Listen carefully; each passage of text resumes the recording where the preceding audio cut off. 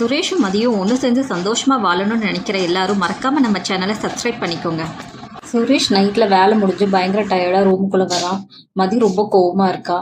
உள்ளே வரும்போதே முகத்தை திருப்பிக்கிட்டு வந்தா எல்லாம் சரியாயிடுமா? சுரேஷ், உங்ககிட்ட ஒரு கேள்வி கேட்குறேன். முதல்ல என்ன நேரா பார்த்து பதில் சொல்லுங்க.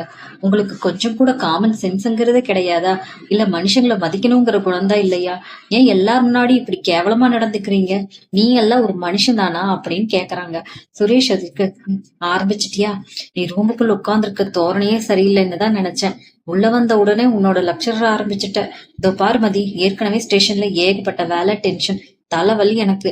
நாளைக்கு காலையில வேற சீக்கிரமா எந்திரிக்கணும். உங்ககிட்ட வாதாட எனக்கு டைம் இல்ல. என்ன கொஞ்சம் நிம்மதியா விடுத்தாயேன்னு சுரேஷ் சொல்றாங்க. மதியத்துக்கு தலைவலி உங்களுக்கு மட்டும்தான் வருமா சுரேஷ்? இந்த மனவலிக்கு நாங்க எங்க போய் மருந்து தேடுறது? உங்க அம்மாவும் உங்க மாமாவும் சேர்ந்து இன்னைக்கு என் ஃபேமிலி எல்லாரும் முன்னாடியும் எவ்வளவு தூரம் அசிங்கப்படுத்தினீங்கன்னு உங்களுக்கு தெரியாதா? அத பத்தி உங்களுக்கு கவலையே இல்லையா? சுரேஷ் அதுக்கு, உன் ஃபேமிலி யார் அசிங்கப்படுத்தினா? என் மாமா அவ்வளவு பெரிய ஆளு. நீ ஒரு வார்த்தை கூப்பிட்டங்கிறதுக்காக நம்ம வீட்டுக்கு வந்தாரே, அவர் எப்படி நடத்தணும்னு அப்படி நடத்தாம உங்க வீட்டுக்காரங்க இன்சல்ட் பண்ணிருக்காங்க. அதை கேட்காம என்ன வந்து குடையிற? மதியத்துக்கு, எங்க வீட்டுக்காரங்க இன்சல்ட் பண்ணாங்களா? இல்ல, உங்க குடும்பம் தான் என்னோட பேரண்ட்ஸோட உழைப்ப கேவலப்படுத்துச்சு. எங்க வசதிக்கு தகுந்தபடி எங்க அப்பா அம்மா அவ்வளவு ஆசையா கஷ்டப்பட்டு உங்களுக்கு ஒரு தங்க மோதிரம் வாங்கி கொடுத்தாங்க தெரியுமா? அதை வாங்கிட்டு வந்து எல்லாரும் முன்னாடி உங்க அம்மா எப்படி பேசினாங்க?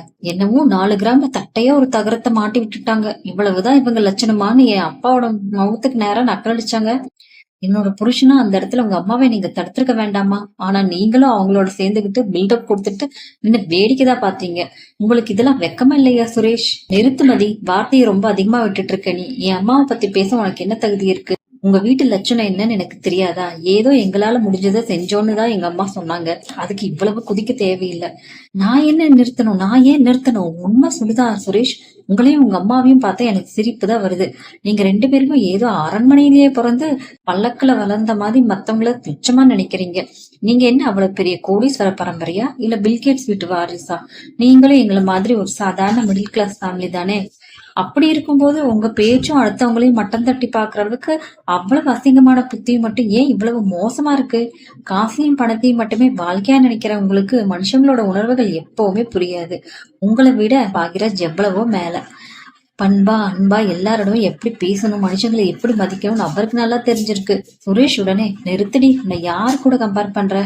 கல்யாணம் பண்ணதுக்கு என் தலையெழுத்து நான் ஒந்துக்கணும். தேவையில்லாம உங்ககிட்ட பேச நான் தயாரா இல்ல. இனிமேல் உன்னோட அப்பா அம்மா வீட்டு பக்கமே நான் வரமாட்டேன். நீயும் அந்த வீட்டுக்கு போக கூடாது, அவ்வளவுதான். போக மாட்டேன் சுரேஷ். உங்க காலில் விழுந்து கெஞ்சி எங்க அப்பாவை மிரட்டி என்ன நீங்க கல்யாணம் பண்ணிக்கிட்டதை நான் இன்னும் மறக்கல.